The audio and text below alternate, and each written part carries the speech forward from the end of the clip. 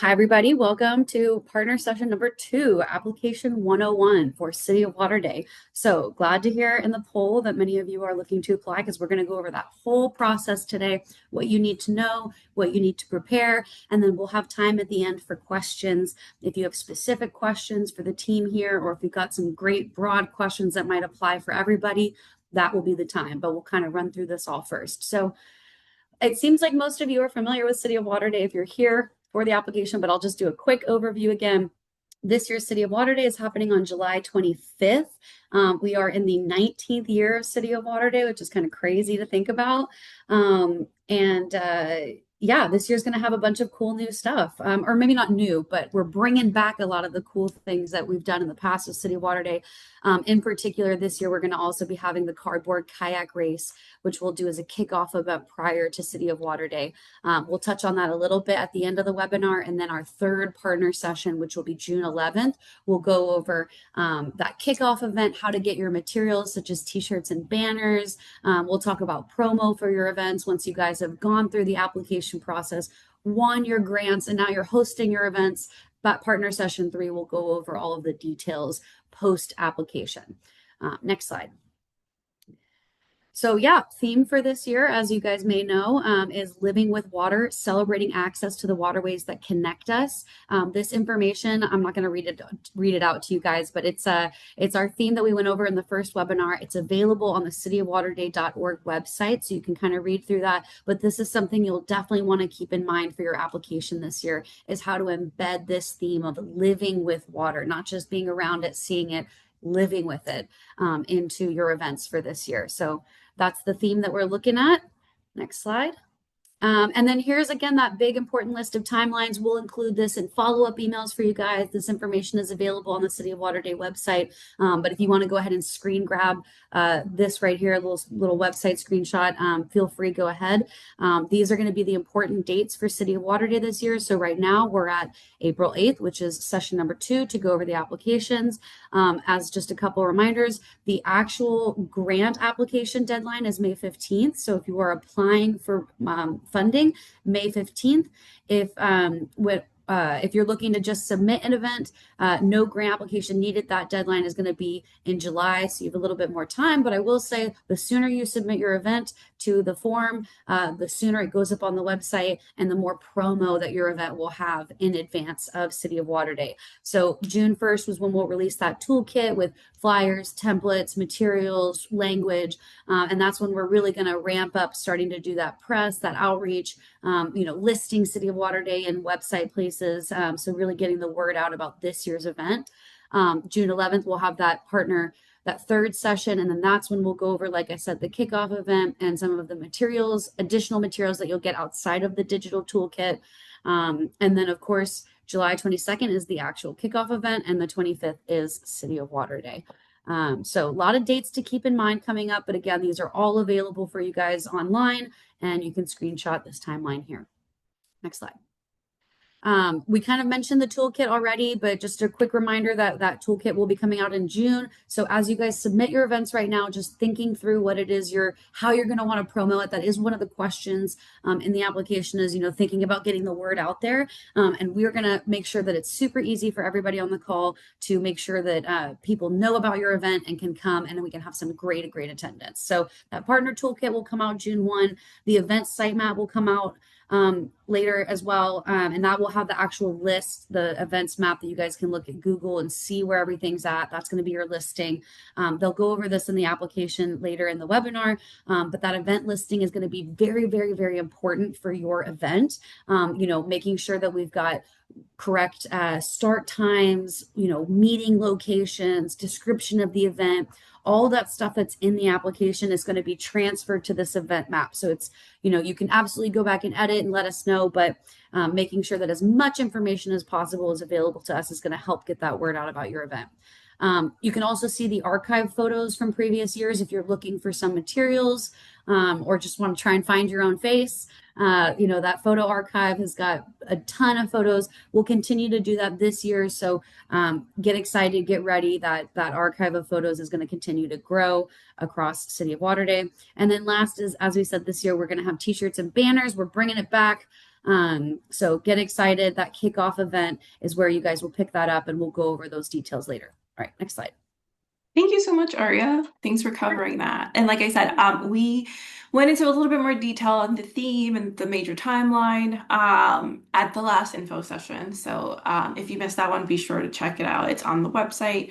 And this session in particular is going to be focusing a little bit more on the ins and outs of the application process. So if anybody has any questions as I'm covering this, please feel free to add them on the chat. The rest of the City of Lauderdale team is going to be available to him to help answer any questions. And then for the rest of the City of Lauderdale team, if I'm missing anything, please feel free to pipe up and also cover anything that I may have missed as I go through these slides.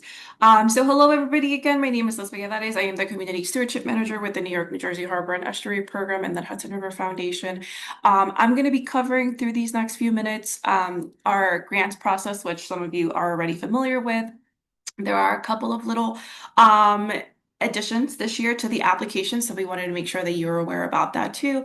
And obviously, if you're hearing or seeing this for the first time, please just know that in addition to having this session available to you through a recording later, you can also feel free to contact me or anybody else on the City of Lauderdale team if you have any questions about the application itself or really anything about the process. So to kick this off, we first just wanted to maybe dig a little bit deeper. Again, for those of you that are new in the room, kind of just going through what qualifies as a City of Lauderdale event. And here are kind of just like the three basic points, the basic criteria. It's an event that is free to the public. We totally understand if maybe there's a donations box or maybe you're selling some of your t-shirts or something along those lines that represent your organization during the day of. We don't have any issues with that. But the goal of City of Lauderdale is really to have this event be something accessible to the public, right? So we really do prioritize that the event is free to your community members. We also ask that the event is on, near, or at a waterway within the City of Lauderdale's geographic scope, which you will actually also find a link to that in the application itself. It actually like pulls a map up for you that sort of like shows you where those boundaries are located. Liz, I'm Um, sorry, we can't hear you. We can't Yeah, hear you. oh, something sorry happened, about Liz, with your that. audio when you started talking. It kind of decreased really quickly. So I think that we're having a hard time hearing you Let for a second. me, thank you for, how about now? Is this better? Yes.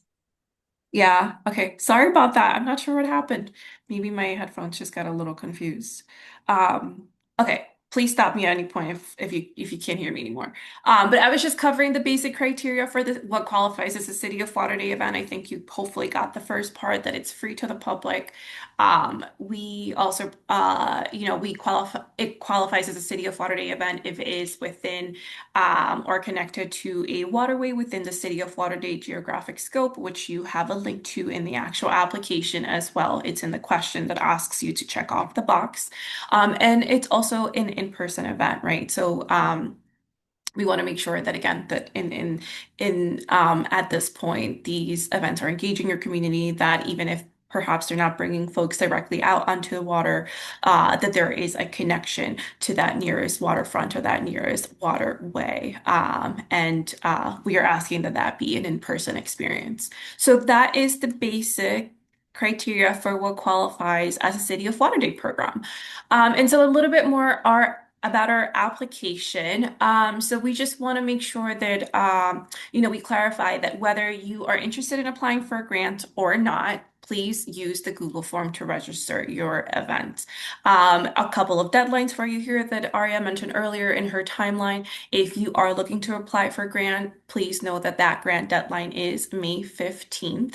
And so that's when you need to submit this application. That is when you need to submit, by that point, you also need to have created your Proposal Central account, which I'll go over in just a few slides. And then if you're just interested again in sort of building on the promotion that we do for these events and getting the word out, you do have until July 10th to make it into that map, right?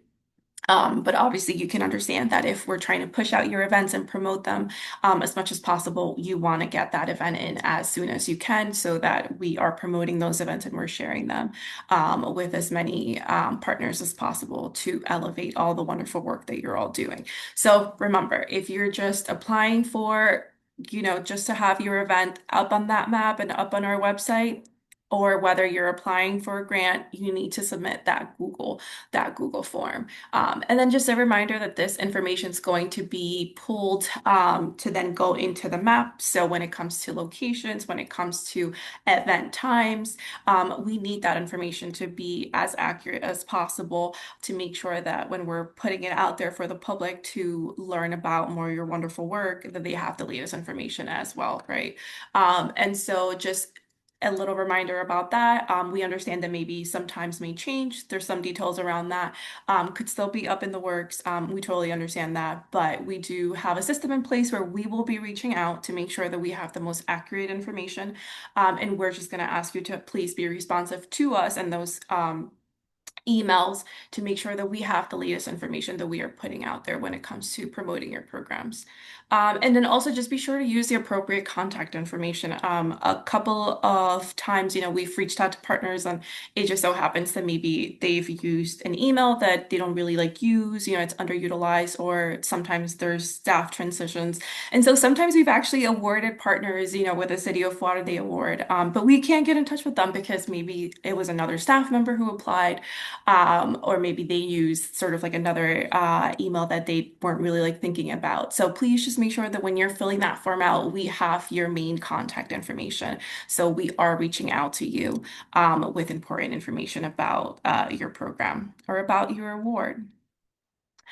And then just a reminder this year for those of you that are used to submitting our typical Google form application, there are a few questions in there that are new this year. One is that ask of how many folks are on your staff. If we're, encouraging the use of City of Lauderdale t-shirts this year, we want to know, what's that number? And then the other exciting sort of question is, again, Aria mentioned the cardboard kayak race will be back this year. So we just want to get a sense of your want to participate in this wonderful kickoff event. So you'll see some questions in there around that as well. So just be sure you fill that out as best as you can. And if at any point, your answers sort of change, maybe you need less number of shirts than what you put in, or maybe you can no longer participate in the cardboard kayak race, please just make sure you let us know because we want to have the most accurate information as possible. Okay, so then jumping to the actual partner application. These are the things to keep in mind as you're going through that application. Please just make sure that you keep a couple of these things in the back of your mind. It really is a preview about your program and about the community that you are trying to reach. As connected as we are to our communities, I feel like, we don't know all of the groups and all of the wonderful work that you're doing. So it really is a preview to the impact that you all have in your communities. So if the most detailed that you can be, that's great. The better, image that you can create for us, who are not always familiar with all of the wonderful work that you do locally. It's the better chance you'll get that application will score high. We also like to see that our partners are collaborating with other groups and other partners in your community. So if you are working with a school group, if you're working with an artist, if you're working with any other local organization, including partner agencies as well, please, we want to make sure that we are hearing about that. We want to hear what those connections are. We want to hear what those partnerships are. And then ultimately, again, we just want to know how this, important work is being done under the City of Lauderdale umbrella, right? So we have no issues at all with you saying, hey, I'm going to use City of Lauderdale as the date for this other thing that I have going on, right? Part of a series of maybe bird talks or bird walks, that sort of thing. That's totally fine with us. We just want to make sure that there's still a connection there, right? A lot of our partners do a lot of sailing programs, a lot of kayaking programs. Just it's typical of the season, and that's 100%, works for us. But we still want to see how this particular program, which is happening in 2026, July 25th, 2026, how that's still connecting to this larger goal that City of Lauderdale tries to do, right? Which in this case, as part of this year's theme, is living with water. It is celebrating those connections to our waterways. So that's what we hope to get out of your application. And to provide you with a little bit more examples, I just pulled a couple of good responses. And so credit here to our partners at Marine Park Alliance. I think I might have seen Scott joined the call. Yeah, so for example, here's a really good example about how Marine Park Alliance provided a little bit more insight into who those participating organizations were as part of their event. Right here is the mention of the connection to another nonprofit partner, but also a government agency and how they basically use those resources to create more awareness about the event that they're having to draw extra attention. So I'll let you guys read through that for a little bit just so that you can get a sense of what a good description looks like when it comes to that partner support. And I believe, and Liz, you can correct me, but I'm pretty sure that the examples are also included in the. And moving on to another example of activities and goals. On the form, I believe we have asked you to, in 2 to 3 paragraphs, explain, right, a little bit more about those planned activities that you have as part of your City of Water Day event. And so here's a really good example, too, from our partners like Gowanus Canal Conservancy, describing a lot of their really important work with their Green Team youth and their project involving mussels in the Gowanus Canal. So I'll stop and have you all also take a moment to kind of just read through that.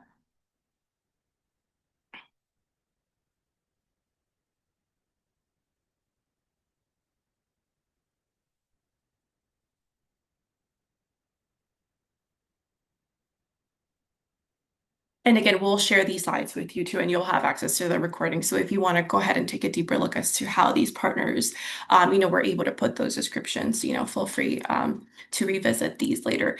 In particular, we like the fact that here they're mentioning how many participants they expect to have at their program. We think that's really helpful. Again, we want to just be able to get an understanding of how big your event will be. It will help us determine the support that you are provided as well. We want to know, all of the relevant information related to how you expect to engage, your community as well. What's that takeaway message that people are going to be walking away with? And again, how does this relate back to the theme of this year's City of Water Day and just the goal of City of Water Day overall? So thank you to our partners who filled that out. Props to you all for putting those really thoughtful applications together in previous years. And so overall, I think if I can leave you with this as you're going through that application, these are definitely the guiding questions that you should be thinking about when you're writing that grant description. How will this event relate to this year's theme of living water? We do prioritize programs that, touch on the theme, and obviously being that this year is prioritizing those events that have more contact with the actual waterway themselves. It doesn't necessarily mean that, if for some reason, you find it really challenging in your community to make it out to the waterfront or to have that direct engagement, it doesn't mean you will not be considered. We just want to know what you are doing to still build that connection on land. Our partners at BioBus have a really great example of being able to do that, right?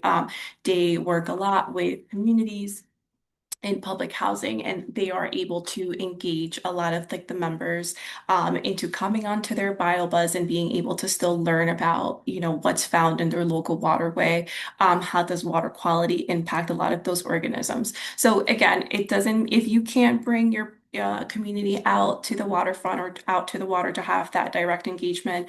Again, that doesn't mean that we won't consider your application. It just means we want to see that connection a little bit more than perhaps the partner who is offering a kayaking program or a fishing clinic. We just need to know a little bit more about what your plans are. Again, what kind of activities will work well for you and your community, and how do you plan to engage with them? You could have the most wonderful event planned in the works. However, if you don't really have much to add in terms of how you plan to engage and promote your event, it's going to be hard to get people out there. So we just also want to feel confidence that all of the wonderful things that you are mentioning as being a possibility, that there's also a lot of thought being put behind how you plan to reach out and share those plans with your community so that you get a really good turnout. And so that you have that impact in your community. We want to hear about how many people you're expecting at your event. If you want to dig a little bit deeper and even focus in on the age group that you're planning to engage, that's always helpful for us to also understand. And again, collaboration is just such a big part of our priority this year. We'd want to know who else are you collaborating with, who else are you bringing into the mix, whether it's partners that you've worked on with, for years, or whether it's a new partner, regardless of their size. We just want to be able to know that you are working with other folks. And as part of this conversation too, we just want to also put the question out there, right? If you're still looking for groups to collaborate with, definitely use the end portion of the session to connect. We have a form for you all that you can sign up to. And then also mention, right, if you're interested in connecting with more groups in your area, please be sure to fill that out. We'll save that for the end of the meeting, but just a heads up, that that's coming as well. And just think about, what are those needs that you need to figure out before the actual day of your event, right? So, in your application, just be sure that, you are also mentioning, if you are in need of getting a permit, that's sort of like being figured out. We just want to make sure that you are confident in being able to provide the program in the location that you were thinking as well, right? And that you're planning for, again, staff transitions. If somebody gets sick, that there's going to be somebody else to be able to kind of like lead the event afterwards. We understand that, situations arise just like any other time, especially when it comes to like weather or, maybe like staff being sick. But it's just so much more helpful to us to know that your program is in good hands if there are any major changes that happen. I think it just makes us a little bit more confident as well that the award is going to go to an event that will definitely happen on Saturday, July 25th. So please just making sure that you're thinking about that as well as you're planning your event. And again, if there's anything else that you're doing to make sure that your program is a success, we want to hear about it. Please tell us on the form. Be as descriptive as possible just to make sure that we're getting an insight into that future program. So those are all the things you should be thinking about in terms of putting that application together. Again, if you are applying for a grant, we will use your Google form information to help us, make those award decisions. So that should be your first step, filling out that form. And then if you joined us last year, you know that we embarked on a new software as part of our grants management here at the Hudson River Foundation and the Estuary Program. And so in that software or portal, whatever you want to call it, it's called Proposal Central. So that will be another step that we are asking our partners to also do. Luckily, if you joined us last year, your name and organization is already in the system, so the steps are even a little bit less than what you had to do last year. But if you are new to this, I also wanted to kind of just walk you through the process of having to create an account. So with that, let's start that Proposal Central process. So this is the grants portal. This is the first page you're going to see. We will be sharing that link, basically inviting you to create an account.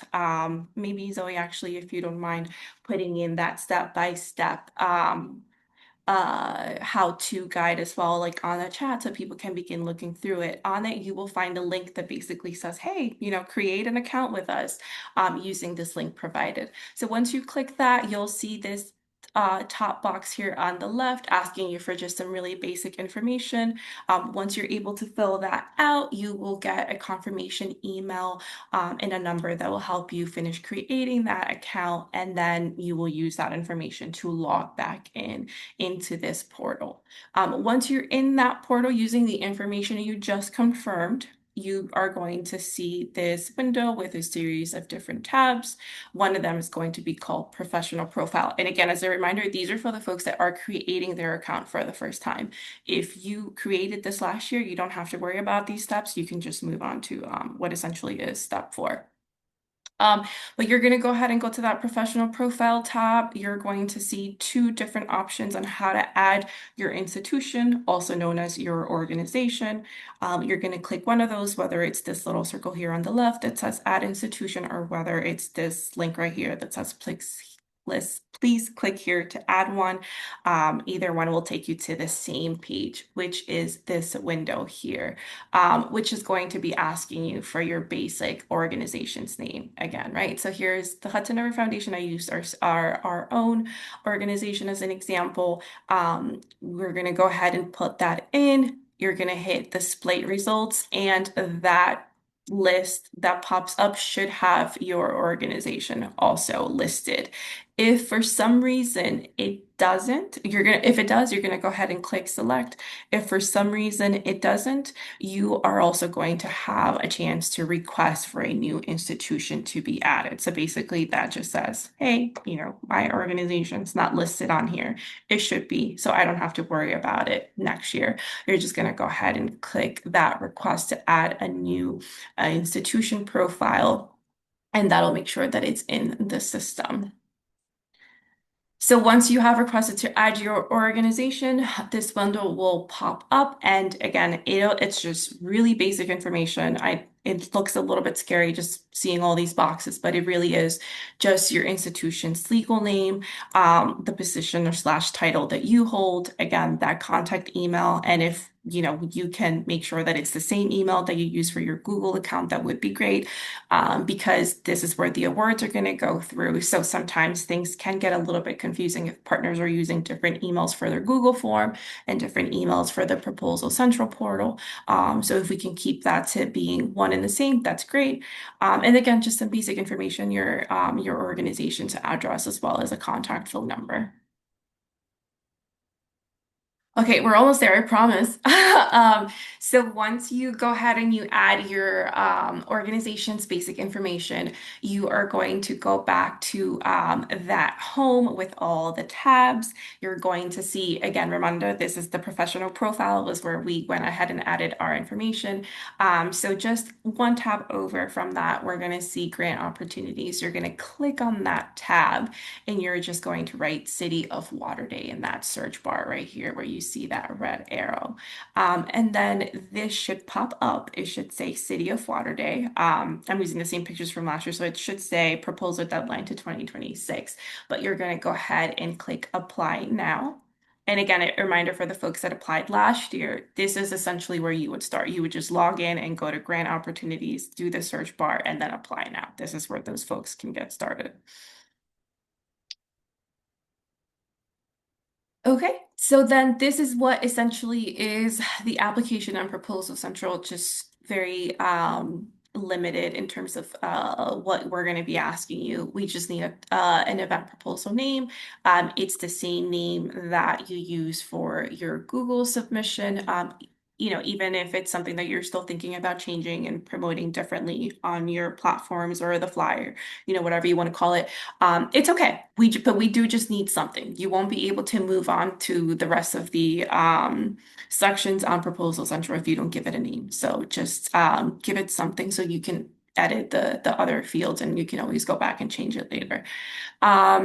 And because you already added the information about your institution or organization, a lot of this information is already going to be populated for you. So as you can see here, event host information, that will be automatically updated with the information you provided from your earlier step. And step 3, which is institution, again, same information, all of that is going to be populated from the information you provided in the previous step. Number 4, enable other users to access this proposal. If you feel like maybe this is just like a little too challenging for you, or you want to be, for some reason, like you're having trouble and you think somebody is going to be able to access the application faster or submit it a little bit faster than you can always just skip to that step after adding the name. And then that will give you the opportunity to basically give another person access to this proposal.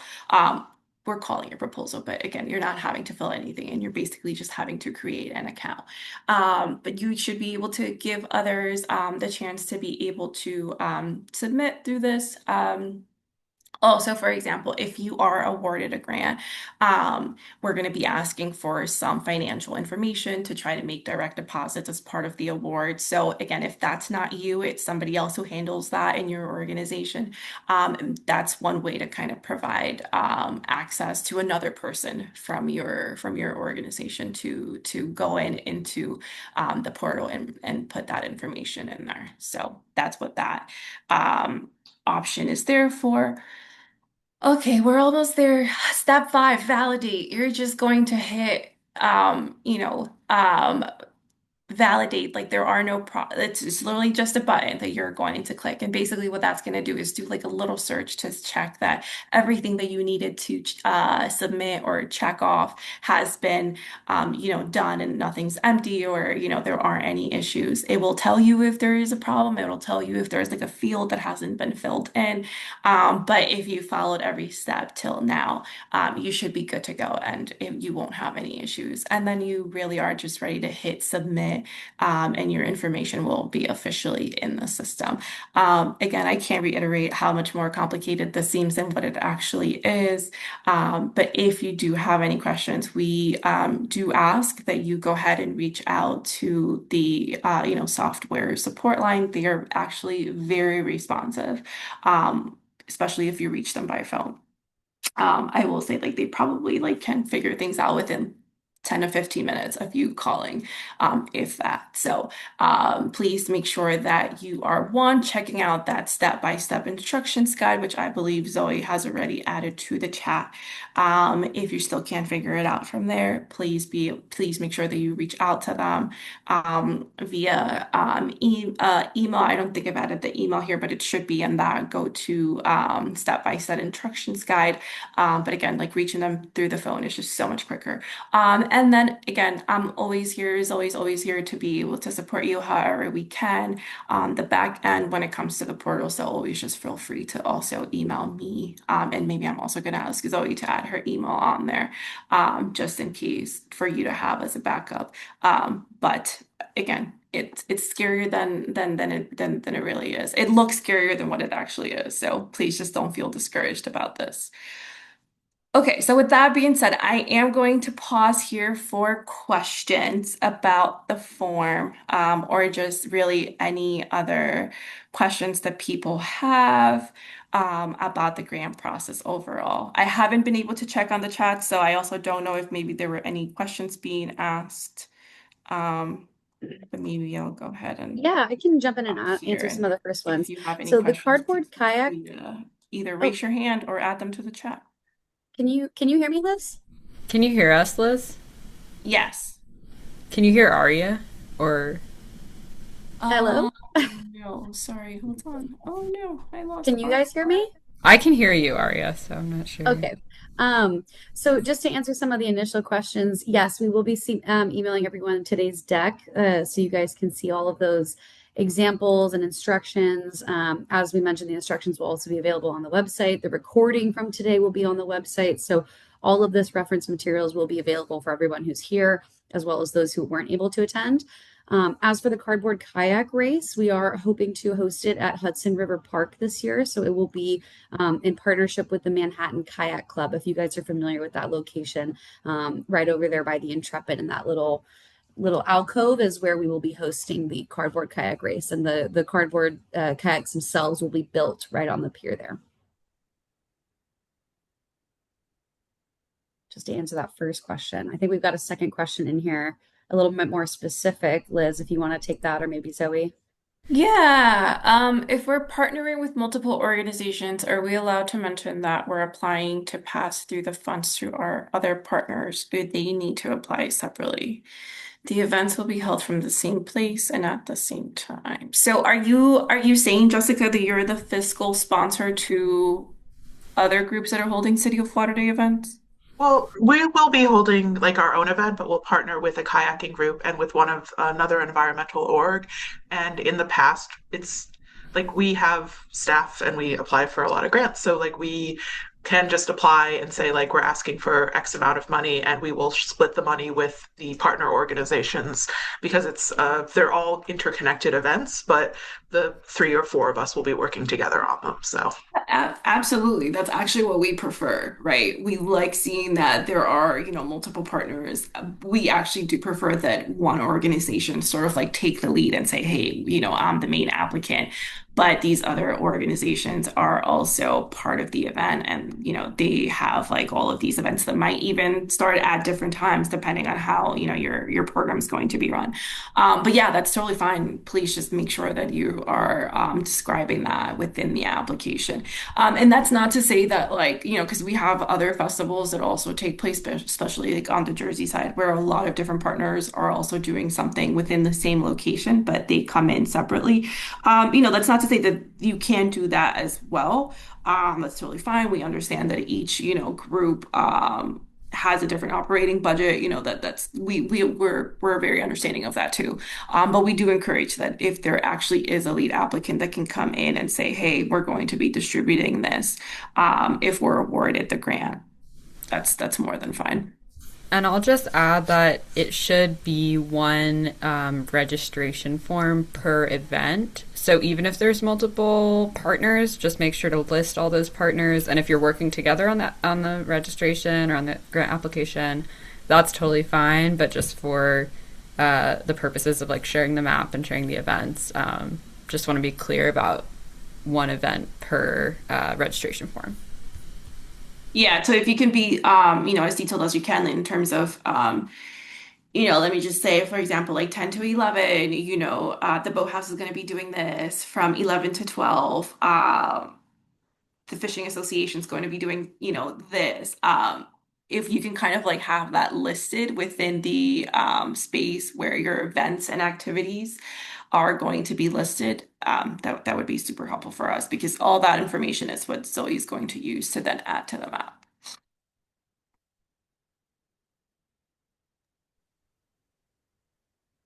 Great. Any other questions, or maybe people who want to speak up? You don't have to type it. But I apologize. I got pulled away, and I think I missed when you answered my questions as far as where they're holding the cardboard kayak race, and also today's deck, if that's going to be available. Yeah. Hey, Martin. So we are going to follow up with the deck. The recording will be on the website. All of the sample materials we referenced will be on the website. But if you registered for today, you'll get an email that will have a link to the deck. As for the cardboard kayak race, we're going to host it with Hudson River Park over by the Manhattan Kayak Club. So it'll be in that little alcove next to the Intrepid. And again, Great. all of that information will be shared as we get closer. Very That good. third session will go over the details on when to arrive, where the kayaks will be built, all that stuff. But just as a reminder, if you are interested in the cardboard kayak race, that it is first come, first serve to sign up for teams and individuals. That's part of your application when you submit through the Google form. So even more incentive to get those details in advance. Just a couple other questions I see in here. Pamela, toolkit will be available June 1, and we will go over those in the partner session as well. Okay, I see, Vicky, you've had your hand up for a minute. So, hi, I think I might have missed it. So we sign up for our event, which is a Google Doc, and we indicate that we would like funding. And then we had to be invited then to apply for funding, or do we just go ahead and apply for funding at the same time? No, so after you submit your application, if you've indicated you're interested in grant funding, it'll bring you to that page of additional grant questions. That's all within the Google form. So the only thing that you then need to do is go to Proposal Central, follow those steps that Liz said, and that's really just for like our housekeeping, more or less. So just submitting your organization, and you can do that immediately. You don't need to wait for like anything from us. You can just go ahead and follow those instructions. Great. Thank you so much. No problem. And I can also go ahead and answer this question from Scott Middleton. Can we apply for one grant for multiple locations in different multiple events in different locations. I'm asking because you said we should submit one form per event. So I'd still recommend doing one form per event. So each location would be like its own event, like say, City of Water Day in Brooklyn, City of Water Day in Manhattan, like for each of your locations, right? You can name it, obviously more interesting than that. But so for each of those, please submit a form. And then if you're applying for a grant for those, maybe just pick a primary location where you're going to answer those grant questions in the form. So say you're like, whichever is the main location, just answer those questions. And you can reference that you've submitted for other events as well, for other locations. And we can keep that in mind when we're, evaluating the grant applications. I think that's how we've approached it in the past, but others can feel free to add on.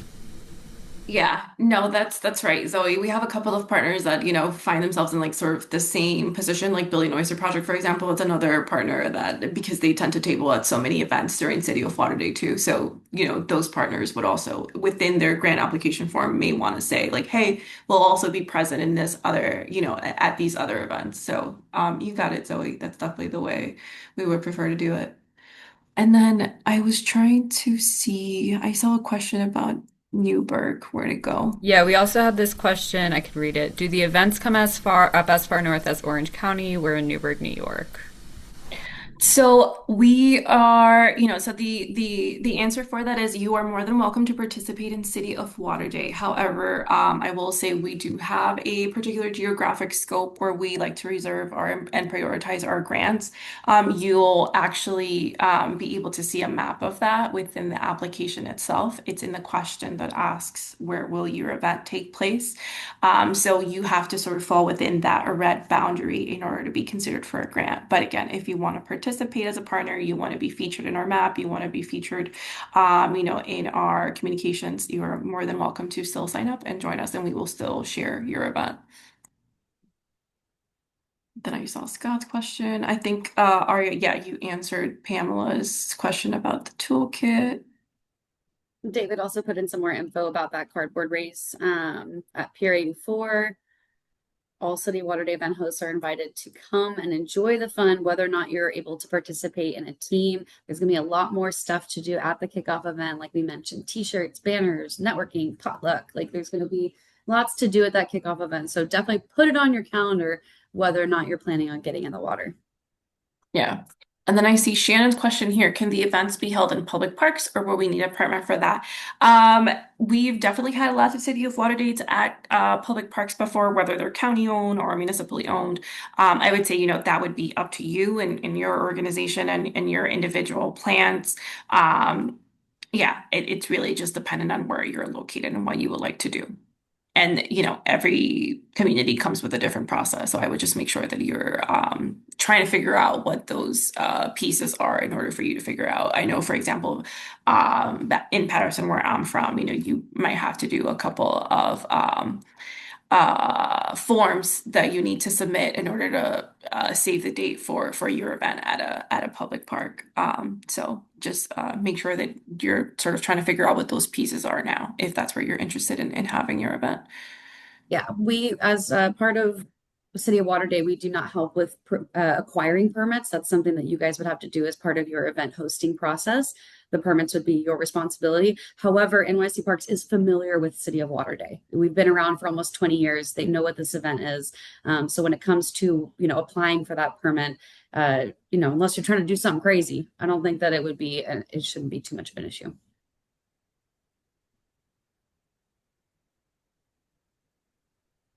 Great. We just have about 10 minutes here.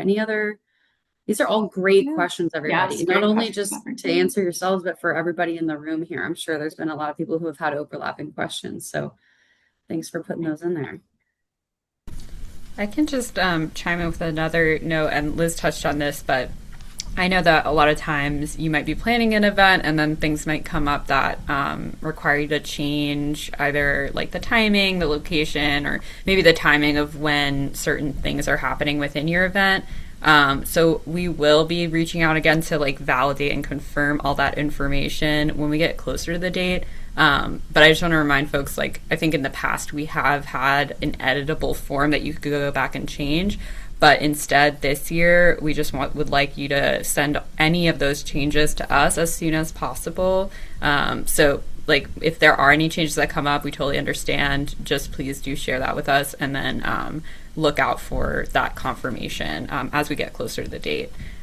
We just don't want a situation where people are looking at our website and maybe they show up at 2 p.m. for an event that already finished because the time had to change, So that's the idea with that, and why we want to just make sure to confirm all those event details. Yeah, that's great. And we'll also go over this stuff at the final third partner session. So I'll do a quick plug here for that.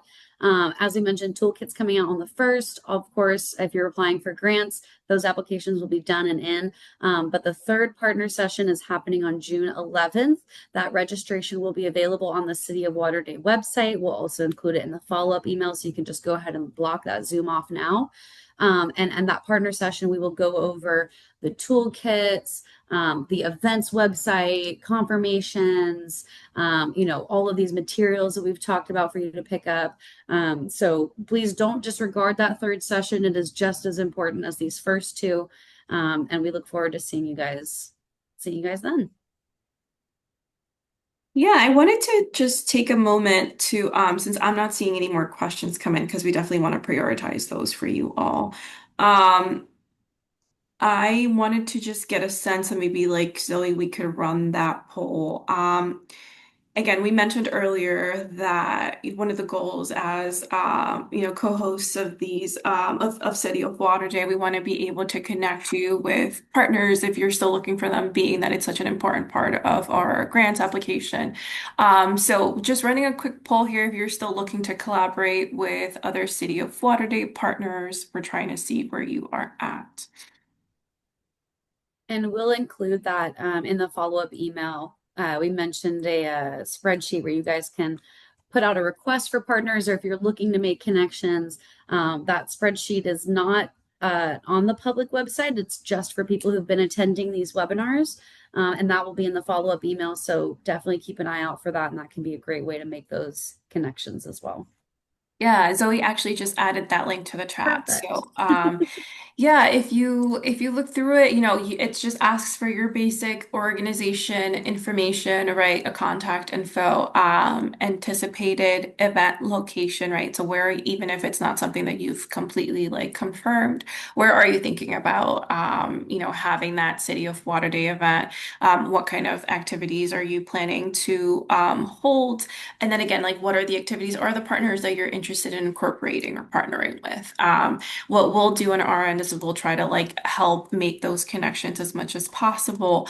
But we want to be able to have as much information from you as well so that we could connect you to that. Or if, there are any like resources that would be helpful, we can also try to identify what those resources could be to then share with you all.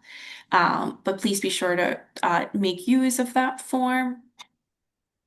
Make use of the chat too. We still have a couple of minutes left here. If anybody wants to I don't know, maybe if you're in Red Hook and you're looking for more partners in Red Hook to partner with, feel free to just use the chat to be able to say, hey, I'm looking for partners in this location, so that we could have as much exchange happening as possible. And we still have a few minutes here, so if anybody has any questions, please feel free to jump in as well.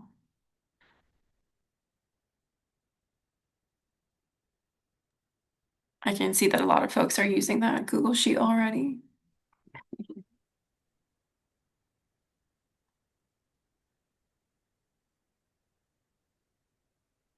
I think that's good though, if we've got no other questions. Yeah. You have our contact info, you have the website. Please don't hesitate. And we look forward to seeing everyone's submissions. We're so excited. Thank you all for participating. Yeah, don't forget to sign up for that June 11th session. If you have any questions, please don't hesitate to reach out to us. We will go ahead and wrap things up here. But yes, please, if there's any questions, please don't hesitate to reach out. we'll do our best to get back to you right away. Thanks, everyone. Thanks so much for your participation today. I just actually saw another question here. Will there be ever another No, we grant probably won't be unless there's any orgs that are hosting their own events on Governor's Island as part of their individual City of Water Day event planning. But as a whole, as an umbrella, City of Water Day is maintaining its individual regional impact rather than all coming back to Governor's Island. Thanks for taking that, Aria. All right, everyone. Well, thank you so much for joining us today. Be on the lookout for all of those City of Water Day announcements. Reach out if you have any questions about the application. We hope to see as many of you apply for that grant program. Take care and enjoy the rest of your week, all. Bye. Thanks, bye.